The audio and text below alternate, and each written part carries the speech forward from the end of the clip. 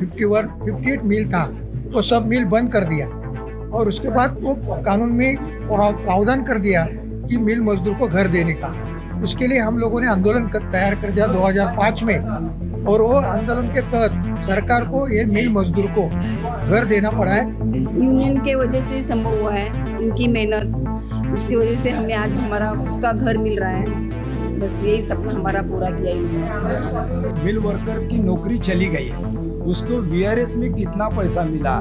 3 लाख 4 लाख रुपए मिला है, लेकिन अभी सरकार जो 9.5 लाख रुपए उसकी घर की कीमत कर रही है, तो वो कहाँ से लाएंगे?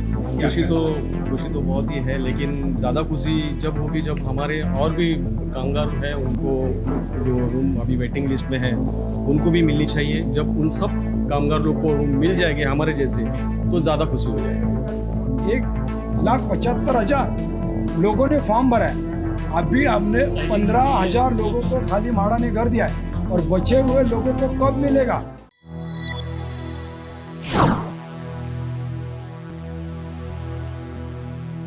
नमस्कार, मैं हूं संदीप राउजी। वर्कर्स यूनिटी की टीम इस समय मुंबई में है और मुंबई के दादर इलाके में है, जहां पे टेक्सटाइल मिल वर्कर्स यूनियन का ये ऑफिस है। और हमारे साथ टेक्सटाइल मिल वर्कर भी हैं जो इस यूनियन के अध्यक्ष भी हैं। यहाँ पे जो बॉम्बे डाइंग फैक्ट्री थी वो बंद हो गई, और उसके बाद उसकी ज़मीन को सब बंटवारा हो गया, और उस ज़मीन पर बीएमसी ने कुछ घर बनाए हैं, और उस घर पर उन घरों को देने के लिए लॉटरी निकाली जा रही है। तो सारे वर्कर जो हैं, जो बहुत सालों तक काम किए थे उस फैक्ट्री में, वो सब यहाँ पे इकट्ठा हुए हैं। तो इसलिए यहाँ पे बहुत गहमा गहमी और अलग किस्म का माहौल आपको दिखाई दे रहा है। जो मिल मजदूर का जो संगठन है, सर्व श्रमिक संगठन, उसका मैं प्रेसिडेंट हूँ।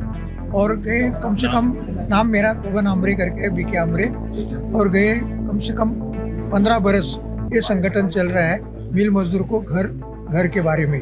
जो मिल मजदूर का बम्बई में 58 मिल था, वो सब मिल बंद कर दिया। और उसके बाद वो कानून में प्रावधान कर दिया कि मिल मजदूर को घर देने का। इसके लिए हम लोगों ने आंदोलन तैयार कर दिया 2005 में, और वो आंदोलन के तहत सरकार को ये मिल मजदूर को घर देना पड़ा है। और उसके हिसाब से आज तक 1,40,000 लोगों ने एक घर के लिए अर्जी किया है। उसमें से 15,000 लोगों को घर अलाउट हो गया है। उसमें से 7,000-7,500 लोगों को घर का पोजीशन मिला है। ये नाम है, सबके नाम है। ये प्रोसीजर से हम लोग एफिलिएट कर रहे हैं उनके तरफ, हमारी तरफ से, संगठन की तरफ से। मेरा नाम दिनेश शिंदे है, दिनेश पांडुरंग शिंदे। मैं 1990 से मैं जॉब पे था स्टील मिल में, और तभी से सब वर्कर्स काम कर रहे हैं।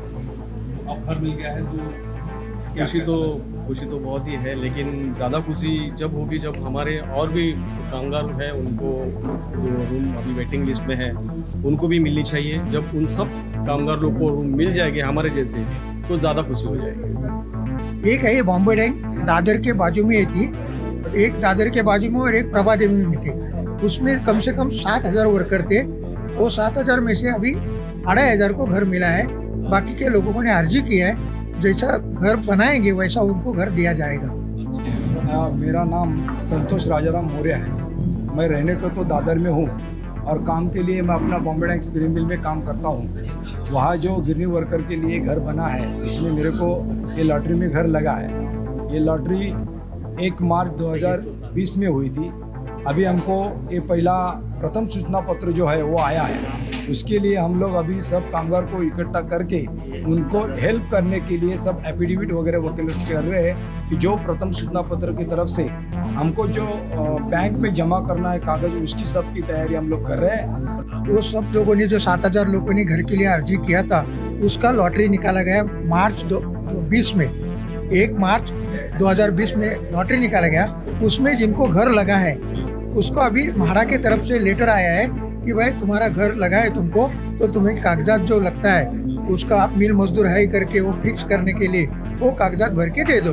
वो कागजात भरने के लिए उधर वो जमा हो गए हैं। ये जो घर है ये दादर में बहुत मेन इलाका है, प्राइम लोकेशन है, और जो मिल है उसी मिल का 1/3 का जो हिस्सा है उसमें बहुत ही सस्ते घर बना करके ये बीएमसी को जिम्मेदारी, भाड़ा यहाँ पे जो डेवलपमेंट अथॉरिटी है उसको ये जिम्मेदारी दी गई थी कि वो सस्ते घर बना करके इन मजदूरों को दे। तो अभी जो मकान मिला है वो कितना बड़ा है मजदूरों के लिए और कितने का है? हाँ, वो 225 स्क्वायर फुट का है। कारपेट एरिया 225 स्क्वायर फुट का है और उसका वैल्यूएशन अभी 9.5 लाख रुपए किया है। हाँ, वो 9.5 लाख रुपए उनका बैंक की तरफ से लोन भी मिलने वाला है। जो कोई मजदूर का उम्र हो गए है वो सबसे उनके पास पैसा नहीं है तो उनको लोन लेके देना होगा। आप सोचते होंगे कि 225 स्क्वायर फीट कितना बड़ा घर होगा, दिल्ली या कहीं और शहर होता तो बहुत छोटा माना जाता, लेकिन अगर प्राइस के लिहाज से देखा जाए तो इसका मार्केट रेट यहाँ पे कितना? मार्केट कम से कम 60-70 लाख रुपए रहेगा। 60-70 लाख उसका मार्केट रेट। हालांकि वर्करों का ये कहना है कि उन्होंने मिल के मुनाफे में और मिल को चलाने में इतनी अपना खून पसीना लगाया है तो उनको मुफ्त में मिलना चाहिए था, लेकिन वो कंस्ट्रक्शन जो कॉस्ट होती है वो बीएमसी भाड़ा ले रहे हैं। भाड़ा गवर्नमेंट दे रहे हैं उसका कंस्ट्रक्शन कॉस्ट जो है वो कंस्ट्रक्शन कॉस्ट मजदूर से ले रही है, बाकी जो है तो बाकी मजदूर के लेके बाकी वो दे रहे हैं मजदूर को। अभी म्हाड़ा ने तो घर का जो कीमत है वो 9.5 लाख रुपए रखा है, लेकिन उसके बारे में अभी देखा जाए तो मिल वर्कर की नौकरी चली गई है, उसको वीआरएस में कितना पैसा मिला? 3 लाख 4 लाख रुपए मिला है। लेकिन अभी सरकार जो 9.5 लाख रुपए उसकी घर की कीमत कर रही है तो वो कहाँ से लाएंगे? 82 में जब लोगों की नौकरी चली गई उसके बाद में उसका खर्चा जो हुआ है अपने बच्चों के लिए एजुकेशन के लिए हुआ, बच्चों की पढ़ाई के बारे में, बाद में उनकी शादी हुई, सब में उसका खर्चा पैसा सब खत्म हुआ है। लेकिन अभी जो सरकार ने 9.5 लाख रुपए का जो उसका घर का प्राइस रखा है वो कामगार को अभी भरना है। उसके लिए अगर कर्जा भी निकालना पड़ेगा तो फेडना तो वर्कर को है। वो सब जमीन जो है वो वैसा सोचेंगे तो लीज पर थी, गवर्नमेंट की थी, लेकिन अभी जो नया कानून बना है उसने मालिक को नहीं उसके ऊपर अपना हक बताया है और गवर्नमेंट ने उनको कुछ जमीन बेचने के लिए परमिशन दे दिया, जिससे वो जब ये बेचने के लिए परमिशन दिया तो गवर्नमेंट ने ये सोचा था कुछ जमीन बेच के उसमें जो पैसा आएगा वो पैसा वो धंधे में डाल के मिल मालिक जो है वो फिर धंधा चलाएगा और मजदूर को मजदूरी मिलेगा। लेकिन गवर्नमेंट ने जब उसको बेचने के परमिशन दी तभी मिल मालिकों ने उसके ऊपर नया मतलब धंधा चालू करने का सोचा ही नहीं, वो सब बंद ही कर दिया और उसमें अपना मुनाफा निकालने का काम चालू। जिसका नौकरी गया उसको अभी घर मिल रहा है लेकिन वो पैसा कैसा दे सकता है? इसके बारे में हमारी मांग, सर्व श्रमिक संगठन की मांग जो थी और वर्कर की मांग थी कि गिरनी कामगार को बम्बई शहर में मुफ्त घर मिलना चाहिए, क्योंकि ये जो जगह है ये जगह मालिकों को लीज पे दिया हुआ 1 रुपए वार के हिसाब से लीज पे दिया हुआ ये जमीन है। अभी उसके ऊपर मालिक ने अभी करोड़ों रुपए कमाए, अपने 7 पुर्तों की पूंजी तैयार की, उन्होंने यहाँ से लेके बाहर अपनी दूसरी कारखाने खोल दी, लेकिन हम लोग तो बेकार हो गए। अरे उसी जगह पे हमको अभी एक घर मिलना है तो उसकी कीमत भी 9.5 लाख रुपए बोल रहे हैं सरकार। इसका पैसा कहाँ से लाएंगे? ये भी है। मुख्यमंत्री अपने बोल रहे हैं कि घर बेचो मत, लेकिन घर अगर मुफ्त दिया होता तो हम लोग नहीं बेचते थे, लेकिन वो घर की जो प्राइस है वो 9.5 लाख रुपए है, वो हम लोग कहाँ से लाएंगे? यही हमारी मांग थी कि मुफ्त दे दो और सबका पुनर्वसन बम्बई में करो, और जो बचे हुए लोग हैं उनके लिए अभी सरकार कब घर बनाएंगी? 1,75,000 लोगों ने फॉर्म भरा है, अभी हमने 15,000 लोगों को खाली म्हाड़ा ने घर दिया है और बचे हुए लोगों को कब मिलेगा? ये सब लोग राह देख रहे हैं। इसलिए हमारी मांग ऐसी है कि सरकार जल्दी से जल्दी ये बचे हुए लोगों को भी घर बनाए, या तो सरकार घर नहीं बना सकती तो वो सरकार जो सरकारी जमीन है वो जमीन हमारे वर्कर को दे दिया जाए, उनकी जो सोसाइटी है उनकी तरफ से हम अपने पैसे से कुछ स्वयं विकास से हम घर बना सकते हैं।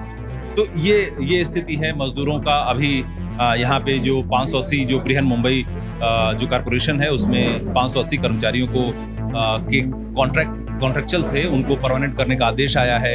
इधर मजदूरों को उनके फ्लैट मिल रहे हैं, तो एक खुशी का माहौल है ऐसे समय में, जबकि श्रम कानूनों को खत्म किया जा रहा है। मोदी सरकार ज्यादा से ज्यादा कॉन्ट्रेक्चुअलाइजेशन पर जोर दे रही है, परमानेंट मजदूरों को खत्म कर रही है। तो इन सारी बुरी खबरों में एक अच्छी खबर ये भी है, यूनियन के वजह से संभव हुआ है, इनकी मेहनत, उसकी वजह से हमें आज हमारा खुद का घर मिल रहा है। बस यही सपना हमारा पूरा किया इन्होंने।